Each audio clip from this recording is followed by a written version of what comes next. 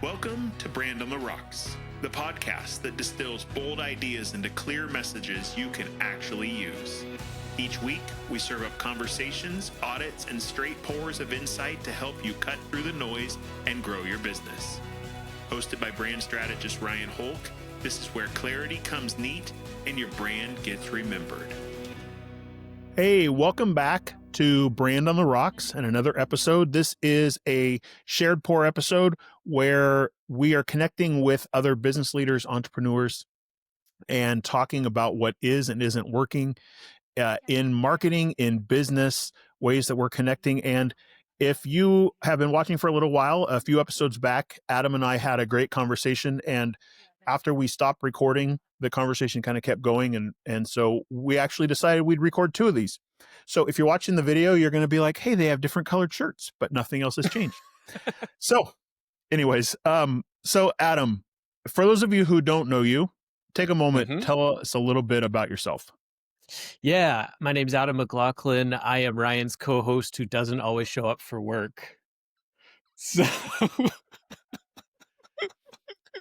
I'm a recovering Canadian and started my agency in 2011. And I've been traveling full time with my wife and three boys since 2018 and recently went through a rebrand. So I'm excited to talk with Ryan, talk with you, Ryan. Sorry, talk about you in the third person. I'm talking to the listener. I'm, obviously quite a casual guy, and hopefully that resonates through the work that I do with clients in the digital marketing space. So for those of you who are listening, Adam and I have known each other for a number of years, and we joked in the last episode that the first time we actually met face to face, we were like 40 minutes into a conversation before we were like, hey, we've never actually shaken hands or anything. This has always been digital. So the world is a cool place in terms of the ability to connect with people internationally. Adam is not even in the US right now. So he's, you're Australia right now, right? Yeah, I'm in Australia. So, but the ability then to kind of even talk about marketing and what he's seeing in his travels around the world. Yeah. So we talked in the last episode, kind of about the elevator pitches and how do you get into your conversation. And I think that was a great conversation where eye-opening for me for some creative things. But one of the things that you're doing is helping people with some of their content marketing and stuff like that. It's an angle that I don't do. Yeah. So tell me a little bit about the heart of that and why you just did a rebrand and kind of where you're going. Yeah. So my agency is the Trust Marketing Agency. And I've realized that it's not like, it just shows you how slow I can be, how thick I can be, because I've realized how important trust is. Welcome to 2025. Yeah. And, everybody else knew in 2004, but I'm working on this. Okay. And what I realized is that consistency is actually what builds trust. So I'm going to take you backwards on a ladder here for a minute. Okay. So trust is the thing that makes people want to purchase from you. Nobody buys a tube of toothpaste that they don't trust the packaging. If the packaging has a hole, you don't buy that toothpaste. Nobody goes to a barber they don't trust. Nobody eats at a restaurant if they walk in and they don't trust the restaurant, right? And for sure, nobody is referring that to a friend. Nobody's saying, hey, go try this restaurant that I don't trust, right? Or go try this restaurant. About 3 times out of 5, they'll give you a really great meal. It just doesn't happen, right? So trust is essential for you to want to do business and for you to want to tell somebody to do business or to create a referral. Okay, so a step back from trust is how do we create trust then, since it's so important? And a step back from that is to create consistency, because consistency builds trust. It's the fact that, whether you're working out and your body knows, oh, I need to be putting on muscle because this has consistently been necessary for me. Or whether you're showing up every morning at 9 o'clock at the office, that's consistency. People can bank on that. Or whether you're always 5 minutes early for a video call, this consistency. People trust you because of your consistency, to the point where if you say you're going to be on that video call, they know you're going to be on that video call, even if you have to walk through a hurricane to get there, because your consistency has built that trust. right? So then, okay, the question is, well, then how do we create consistency? So how do we create consistency for our clients, right? So they, you know, answer the phone one way, but the social media post is all about, Ooh. how cheap we are. We're the best price in town. But the email that we sent out was pay a little more, get a little better quality. Okay, well, how do we create consistency, right? Because whoever is posting on social media is not creating the same messaging as whoever was posting on email. So backup from consistency is clarity. So once we get clarity, once we really figure out who we are and how we want to be known as a brand and as an organization, then we can be clear to create consistent messaging, and creating consistent messaging and consistent interactions with our clients will create trust, and creating trust is what leads to somebody making a purchase, doing business with us, and then referring a friend. And so it really all starts with clarity. And if we want to go one step before that, it starts with communication, because until we have a conversation, we're not going to be able to create clarity. So we need to start this whole process with having a conversation. So all that to say, I create consistency that creates trust. And the consistency is how clients interact with your business, whereas your focus, Ryan, is the messaging that you're using to create that consistency.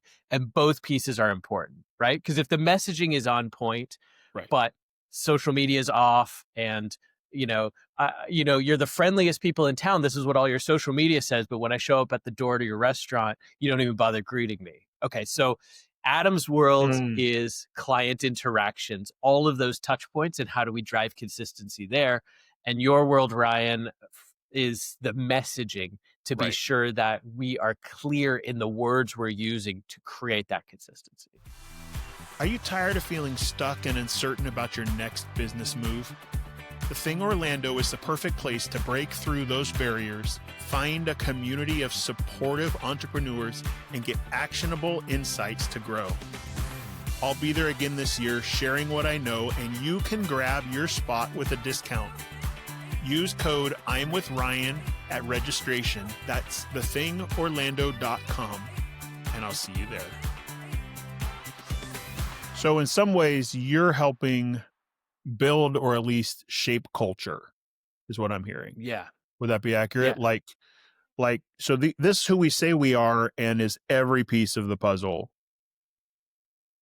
in congruence? Is it consistent with that? Because a lot of times we go into work with a client and they say, oh yeah, no, we are like the fastest plumber in town. Oh, well, it's great that they have that messaging. Okay.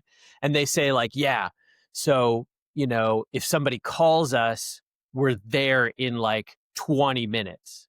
Okay. Well, you can't be the fastest plumber in town and be there in 20 minutes and also be the cheapest plumber in town. Because in order to be there in 20 minutes, whenever somebody calls, you have to staff people that are waiting around for those emergency calls. Okay. So you can't be the cheapest and the fastest. Right. We got to choose one of these things. Right. But clients will, it's like, so I'm the fastest plumber in town. Somebody calls, we're there in 20 minutes. And it's like, okay, that is really great. I'm glad you have that clarity. But how fast do you respond to emails? Do you pick up the phone after one ring? How soon do you send out the invoice when you're finished? How quickly how fast are all of those processes? How fast do you pay your contractors? Well, they allow us 30 days, so we pay 30 days. Okay, well, you're not really the fastest plumber in town, because the guy across the road will pay them in 12 days. Right? So it's like, okay, well, oftentimes we think of a client interaction as being the only thing that matters. And I think there are a lot of touch points that we don't anticipate. Like, how fast do you greet somebody when they walk in the door of your showroom? Right? Because that could create the idea that you're the fastest plumber in town. Or your radio ad is like, hey, we are the fastest plumber in town.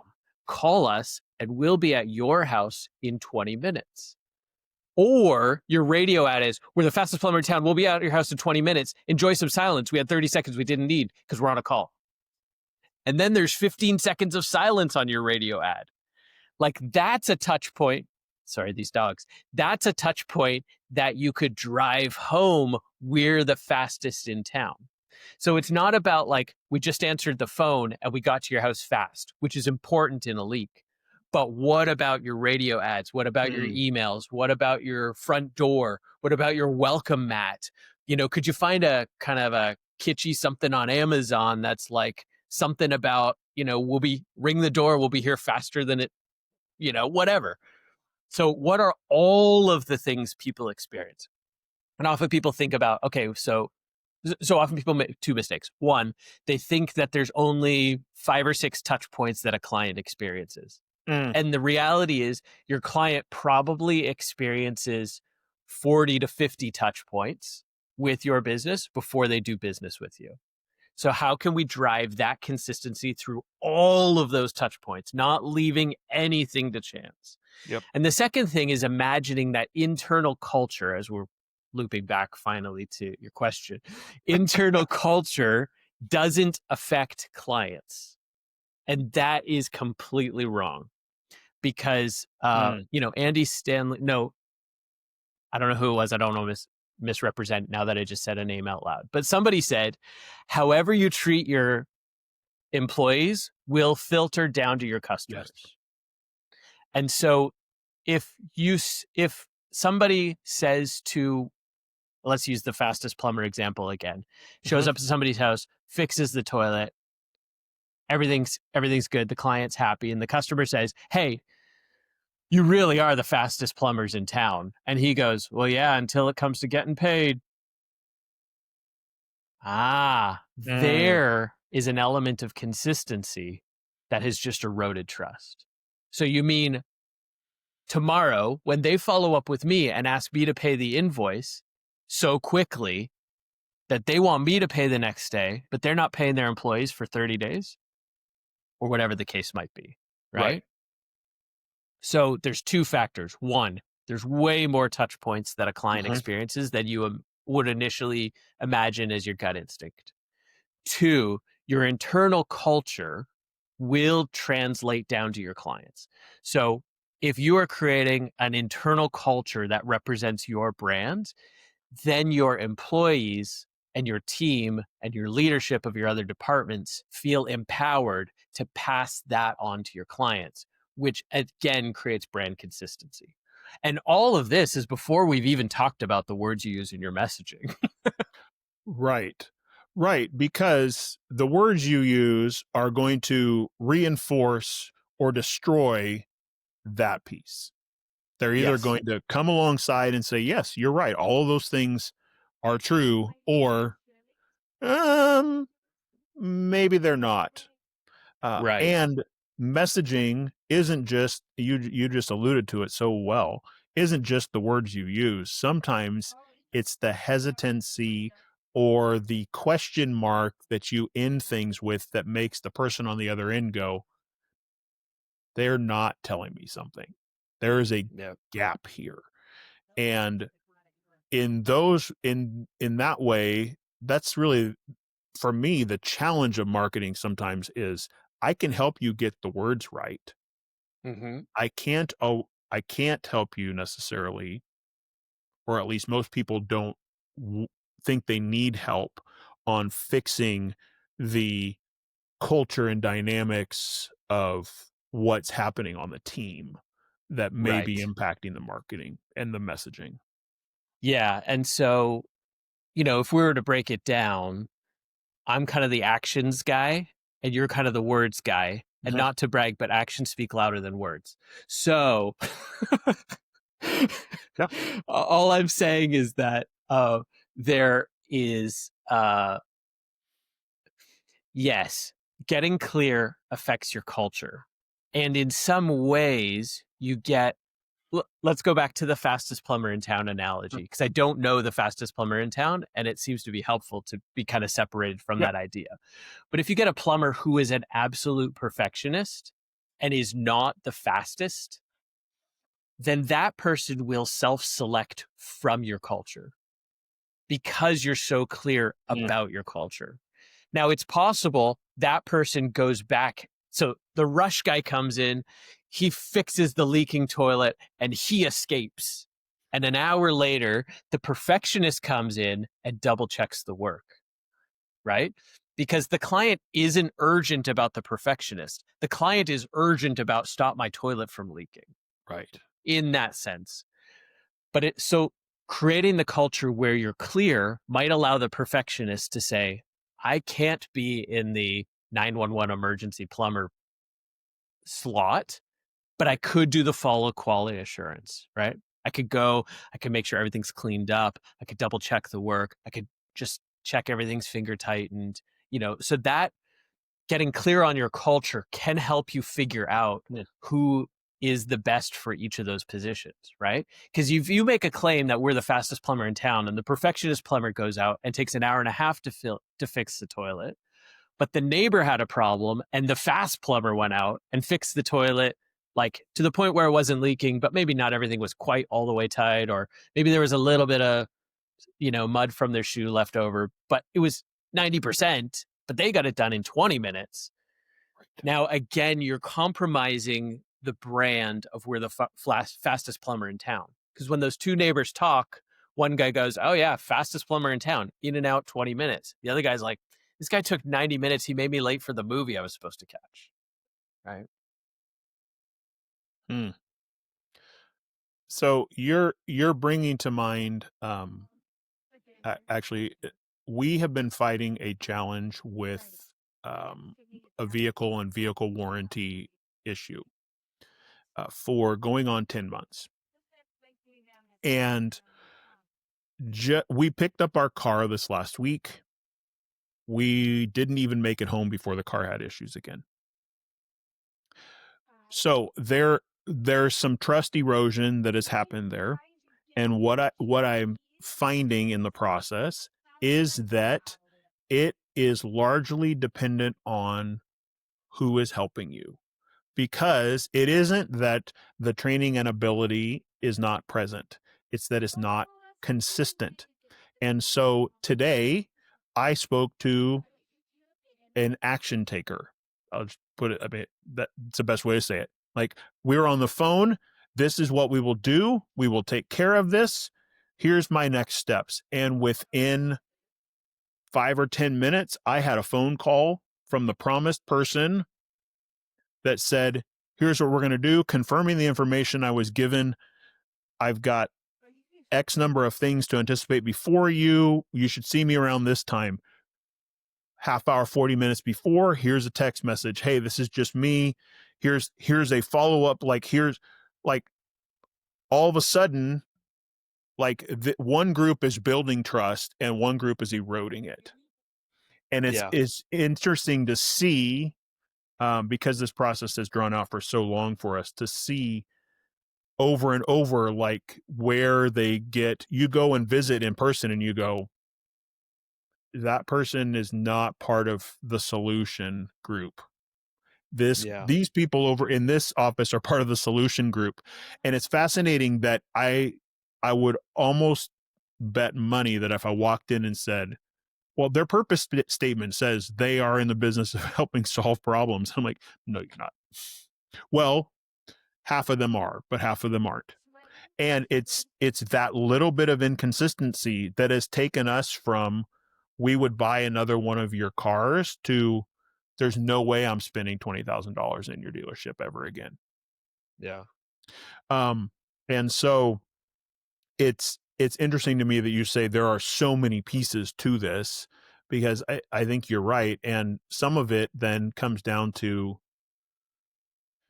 as the leader, as the organization of the business, of the team. Yeah. Like, what are some things that you could do to help build trust, not just with the people outside, but amongst your team so that you can solve some of that problem. Yeah. Well, I think the first thing to realize is that every decision we make is based on our values. So what your listener is wearing today, what they ate for breakfast, did they skip breakfast? Did they have coffee? Did they skip coffee? What will they do with their spare time this evening? How do they commute to and from work? Do they work from home? All of these decisions that we make are based on our values, right? Like, do I enroll my kid in soccer, or do I spend that money going to the movies every Tuesday night with my kid instead of soccer? Like, all of these things are based on values. What did I eat? How did I eat? When did I eat? How much did I eat? Did I exercise today? How did I exercise? Everything's based on every decision is based on values. And so what that helps you realize is that your team is making decisions based on values. Now, if you're not clear about your organization values, they're making decisions based on their own values. And for some people, they value great customer service and problem solving. But other people might value, I do as little work as I can in order to get home on time. Or I'm not staying after hours. I value sitting on my couch and, relaxing after a hard day of work. Or I value doing as little as necessary to not get fired, right? And so they're making decisions based on those values. We don't just make decisions out of thin air, right? So now if you are clear about your organization's values, you empower your team to make decisions through those values. And if we're all making decisions through our, 3, 4, 5 core values, then we can all at least have a conversation about how we make decisions consistently. So let's say your number one core value is problem solving. And you define problem solving. So this is another piece of the pie, is getting clear on how are you going to define that? Because one person's way of problem solving is different than somebody else's way of problem solving. So what does problem solving look like? It looks like explain the next action to the customer, do the next action, confirm the action's complete. Okay, that is problem solving. So what are we going to do? We're going to explain the problem to Ryan. We're going to explain our next step. We're going to do the next step. We're going to confirm the next step is completed with Ryan. Okay, so now the whole team is on that same page. This is the value. This is how we make decision. This is how we problem solve. And that is our core value. Great. If somebody's not doing that, you have a conversation now to say, hey, how come you're not solving problems? That's our core value. And they say, well, you get to have a conversation. Up until then, the conversation was like, hey, how come you haven't called Ryan back? And they're like, well, I'm trying to do what's right. I'm trying to do some homework. I'm trying to look into all the different options. Maybe behind the scenes, they're looking into all the different options. But for you as the customer, it looks like they're not returning my call. Right. In a charitable sense, maybe there's other things going on. But for the employer to then say, well, you're solving problems by giving Ryan a solution, following up on the solution, and giving a result. But this other guy's solving problems by doing 3 weeks of homework, right? Because each of your employees, if they're not given your core values, are going to make decisions based on their own values, right? Well, I'll do that tomorrow because it's 4:55 and I don't have time to do 10 minutes of work now. That's different than our core value is we make a promise, we get it done today, right? Or however we phrase those values. Right. So as an employer, if you think that all of these decisions are just happening out in the ether, like a shotgun approach to people just making random decisions, and sometimes Larry makes great decisions and sometimes Larry makes terrible decisions, and we can never figure out what decision we're getting from Larry today. The reason is because we make all of our decisions, every decision is based on values. And if you can clearly tell, if you want to work here, this is what our organization values, we can make decisions through those filters. But if you're not going to give people clear values, or you're going to give them 12 core values they're never going to remember, then they're just going to make decisions based on their own personal values. Not that they're wrong, but they could be different than what best aligns with your organization. And that creates inconsistency.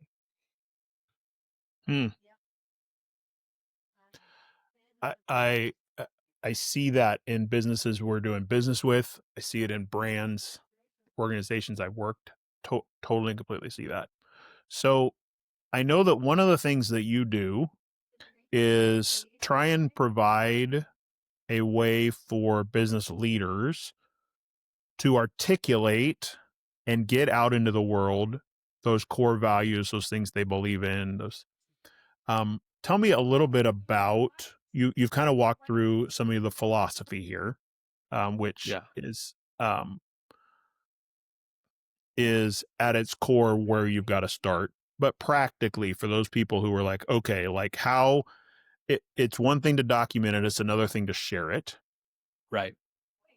How are you helping organizations share that kind of info with their clients, with their teams, with? Yeah, we just invite all their customers to the weekly staff meeting. That sounds like such a nonprofit approach. Okay. Which obviously is a ridiculous idea. But some people say, no, we have these core values and we talk about them every staff meeting. I don't get why my customers don't understand them. Yeah. It's like, well, you're missing the disconnect. And the disconnect is the interaction that your team has with the customers. That's the bridge. That's the middle ground, right? You're saying we value these things in our staff meeting and customers are experiencing something completely different. So the fun thing is that consistency happens all the time, whether we like it or not. And that idea often gets pushed back because they go, no, this feels like inconsistency. Well, and here's a little bit of a brain twist, bit of a tongue twister. Inconsistency is actually consistently experiencing different things. Inconsistency is because I went to one employee and got this result, and I went to another employee and got that result. I consistently have different experiences with your business. That's what we call inconsistency, and that's what erodes trust. So consistency is happening. So you get to either guide the consistency, so all of your team gets to make decisions that are in line with your values. So your customer, whether they deal with your Monday morning shift or whether they deal with your Friday evening shift, gets a consistent experience. So how are you helping? Yes. Yeah. How are you helping brands then who think they're consistent? They're like, we're doing good. I think we're there. Yeah. Go. There's a gap. Yeah. Here's what you need to do to fill it. Right. So there's some litmus tests. So what we do is we will start with the leadership team. So let's say it's a CEO and 5 VPs as an example. Okay. We give them all a survey where we ask 5 extremely simple questions. And then we talk about all the conflicting stories that come from those 5 questions. And sometimes not in a conflicting way, like we're trying to create conflict, but that's the only way to figure out clarity is to figure out where the story doesn't match and then have a conversation. So sometimes we think that clarity creates conflict, right? Like, oh, I thought this. No, I thought this. No, you said this, so I thought this. And really, that's not the goal of clarity. The goal of clarity isn't to create conflict. It's to expose conflict. Because whether or not we have that conversation, there's a conflicting idea about how we should be handling the organization. Yeah. And so the conversation about clarity now goes, okay, I see what you're thinking. I see what I'm thinking. We need a plan to move forward. Here's how we're going to move forward. This is the clarity we need. Okay. So now the leadership team is all on the same page about that clarity. Well, here's a fun fact. If your leadership team wasn't on the same page, everyone in their department knew it by rote was not on the same page. Right. Okay. So now we need to take the leadership team and have a conversation with their departments. So here's a great example. We do a survey, 5 questions, super simple, with the leadership team. Everyone's on the same page. Great. Next level, we do those same 5 questions with the middle management. Is everybody on the same page? Nope. Probably not, but let's imagine they were. Great. Same 5 questions with everybody in the entire organization. Now, of course, you get outliers. You get the new person who's not quite used to the culture, but how close are we getting to consistency throughout the entire organization? Great. Now we do a customer survey, and which is a waste of time at that point in time. Because if everybody in the organization is consistent and acting consistently, we already know what the end result is for the customer. Right. The other way to do it is that in a smaller organization that doesn't have, a C-suite, layers and middle management, then we could go straight to the customers. And we could say, hey, we want to talk to the last 100 people you did business with, and we want to give them a Starbucks gift card in order to fill out this survey.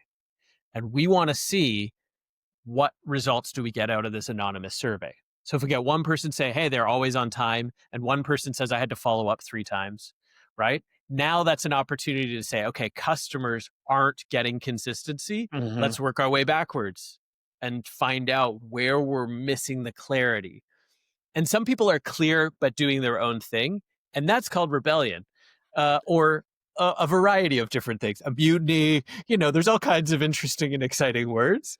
And it's helpful to see, oh, did you know that, all of your departments are on your same page, but your social media person just wants to post memes because they think they're funny and they have nothing to do with your brand and they're not creating consistency. That's great. We have now the opportunity to create clarity with that person. And again, clarity doesn't create conflict, but clarity sometimes exposes the idea that conflict was already there. So now that person gets to choose, the social media person, and I pick on social media people because it's fun. And they're also usually most aligned with, I can relate to them. And so the conversation then is, do you want to adapt to the values of our organization, or would you like a very generous severance package? Because those are the 2 options. We can't have somebody who wants to do their own thing and represent our brand. So in a practical sense, that's a litmus test. Yeah. 5 really simple questions that in some cases we go top down, in some cases we go bottom up. 5 very simple questions. We want to find out, is there any conflict in clarity? And how readily do you find that leadership is willing to make the necessary changes?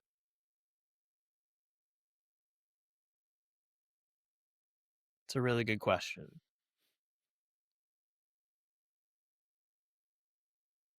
I think by the time that they've gone through this process with me, they've committed to understanding the value of building trust with their customers. Okay. Number 1, it leads to more business. Number 2, it leads to more referrals, right? Because I don't refer a restaurant that I don't trust. I don't refer a hairdresser I don't trust. And so if they're committed to building trust, then they're committed by this point in time to walk through that process. Sometimes it's a challenge. I was in a room where I was asked to step out of the room, and when I stepped back into the room, there was 1 fewer team member than when I stepped out. Because that person amicably, let's get this clear, said, if these are the values of the organization, I think I want to do something different with my time. Great. That's way better than I have to fire you because you refuse to line up with our clarity. But that sometimes happens in the sense that, oh, I thought the organization was going in this direction and I wanted to be part of that. But now that we've got clarity, I realize it's going in that direction and I don't see myself there long term. So it's interesting. And at the end of the day, it's again, consistency doesn't cause confusion, but sometimes consistency exposes confusion. I think that's probably a better way to say it. Yeah. And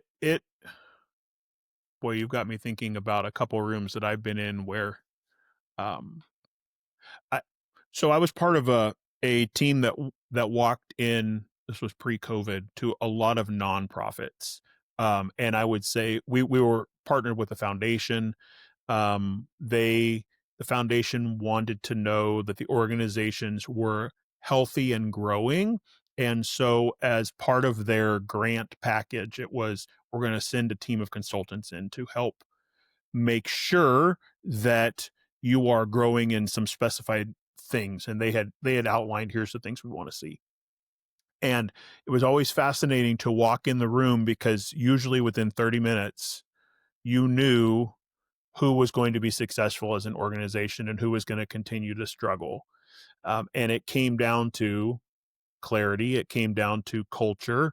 It came down to a willingness to, hey, do we just want these dollars, or do we want the growth potential that comes from partnering with this organization, because they'd like to see us 2 years from now be in a very different place than we're at. Yeah. And I started doing the math recently, and I'm like, okay, 20% bought in and said, we are all in. 10% did the work. And those organizations, as a result, because they worked on their clarity, they worked on their capacity, they worked on their team development, they have 3 and 4x'd their impact. As a result. The ones who didn't, many of them are in the same place they were at 5 years ago. They've continued to run business, continued to work. They're putting out their widgets, but nothing has changed. And it really came down to the principles you're talking about. Was there was, when clarity came and revealed some of those tensions, the ones who could own it and find a way forward are the ones who have been successful long term. Yeah. So Yeah, and this is something that when I have my initial consultation with a potential client, I say, hey, just so you know, clarity won't create confusion, but it might expose some. yeah. And that might not be a fun conversation in that moment, because as the organization leader, you know in your head what you've been clear about. But your team is going, that's not what we're hearing, right? We hear those words, but we don't hear those meanings. And that's why we can't just throw, 7 core values on the wall of the reception area and expect everybody to make decisions through those. The first step is to discover those core values. And really, there's 3 to 5 values of every organization that really are the core values. The other 2 are either aspirational values, like things we would like to aspire to, but aren't really the core to our brand yet.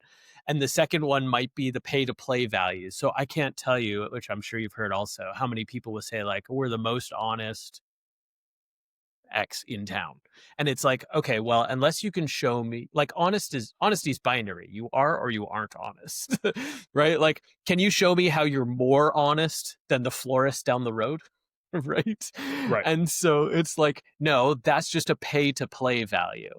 That's just something that if I want to be in business long term, I have to be honest. I have to have integrity. I have to offer great customer service. I have to do what I say I'm going to do. Like, none of those are core values. So really, what is that core value? But I do say that in that initial conversation, clarity won't create confusion, but it might expose some. And we're going to have some interesting conversations. If it exposes some confusion, are you open to that? Like, are you open to somebody on your team saying, well, that's not how I understood it. Can we clarify this? And without you going, I've said it 100 times, fastest plumber in town, fastest plumber in town. How many times do I need to say this? Right? Because it's going to be a Right. very short meeting, but I'm still going to send you my full invoice, and you're not going to get the value unless we go through the whole process, you know? And so Yep. I have to be clear up front. Your clarity can expose confusion, but it didn't create the confusion. That confusion was always there. Right. We now just brought it to the surface so we can talk about it and get clear on it. So we're all creating consistency moving forward. Yeah. Sorry. No, I was just going to say roughly my process is that obviously we have a consultation call to see, a discovery call to make sure this organization is a fit for my personality. I'm kind of casual. I'm kind of, here we go, and we're going to follow the rabbit trails, but I do have a structure that we follow, and it's a 3-day process. And so if that organization says, well, we're not setting aside 3 days, it's like, okay, I've got some great resources that could be helpful for a DIY team. But this is what it takes to get clear. And typically we'll do a Tuesday, Wednesday, Thursday. So you get off the weekend and people can mess around with their emails on Mondays and people can prep on Fridays for the weekend coming. So we do like a Tuesday, Wednesday, Thursday, but typically Tuesday, Wednesday is we are getting clear with the core leadership team, because until we're all on the same page as a leadership team, we can't pass this down through the organization. And we're articulating exactly what are those things we're going to be clear about. And then on the 3rd day is when we drive it through each of the departments, and we empower everybody in all of the departments to create a list of all of the touch points that a customer has, their welcome mat, how they answer the phone, their email signatures, what are they posting on social media, how do they send out their email newsletters, what does the product packaging look like, what do employee invoice, what kind of paper do we print an invoice on that we send out? Like all these things either build trust with who you want to be as a brand or erode trust. There is no neutral in marketing. So every decision then on day 3 gets driven through all these filters. And then we do some follow-up calls, obviously, to create some clarity and do some check-ins with the different departments. We can do some things like secret shopping. We can hire a secret shopping agency to come and secret shop. Tell us about your experience. Does that reflect your values properly? And then 6 months from now, we run that process again. Again, does that reflect your values properly? At location 1, 2, 3, 4, 5, yes, that reflects our values properly. But at location 6, they're not living that out. Great information, great clarity. Yeah. It exposed confusion. Let's get that clear. I love that.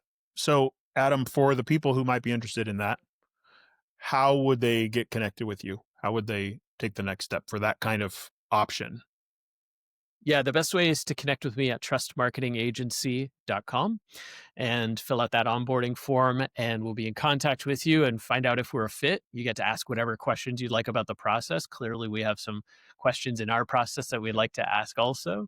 And, typically we're looking at a business that has 5 to 10 employees, has some momentum, has a product or service that's already profitable, and they're looking to get clear on how to add gasoline to the fire. That's kind of our fit.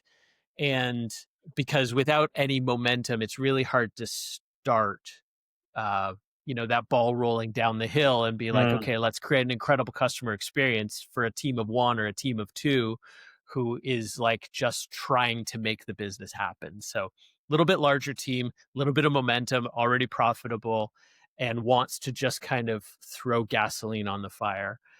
And then we also would go through that process of saying, we also need to bring in some other contractors. We need to bring in Ryan to talk about how do we articulate this message? Not just how do we live out being the fastest plumber, but how do we communicate that on our website? What words are we using on social? How are we going to frame that radio ad to resonate with that idea? And so, this isn't just an investment in bringing in Adam from Trust Marketing Agency. This is kind of a larger package where we're going to have to litmus test. We're going to have to work with some other contractors who specialize in certain areas to create this consistency across all of your services, your products, your messaging, your communication. And so it's really not for like somebody who's starting out on a shoestring budget, to be honest. But we do have resources that you on trustmarketingagency.com, we do have resources where you can go and walk through the process of figuring out your own core values. Because as a solo entrepreneur or somebody who's starting out, I think that is an important process. Know what it is you want to be known for, what you want your branding to be, how you want to be unique from your competition, and figure out ways to drive that through every customer interaction. I love that. At so many levels, and see it having played out over really dozens of people in the last few years. So I appreciate that. Thank you, Adam, for your insights. It's always great to connect and to chat with you about all things marketing and life in general. And so I appreciate it. If today's episode gave you clarity, share it with a friend who needs messaging help. And if you're ready to sharpen your brand, to distill your story into something your audience understands and is high proof, contact me about a brand clarity session where we'll dive into your brand, distill your story into the message your audience needs to hear so they take action. As always, thanks for listening. And until next time, keep your ideas bold and your message clear. Straight up.